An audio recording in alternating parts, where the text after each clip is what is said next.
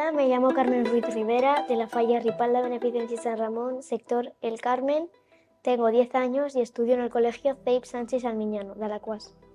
Las asignaturas que más me gustan son plástica, educación física y valenciano y castellano.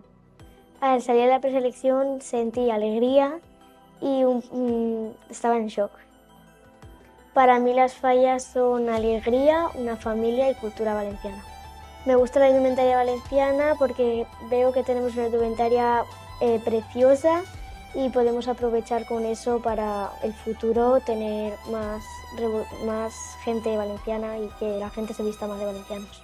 Los actos que más me gustan son la ofrenda y la estoreta, que se hace solo en mi sector y participo desde que nací.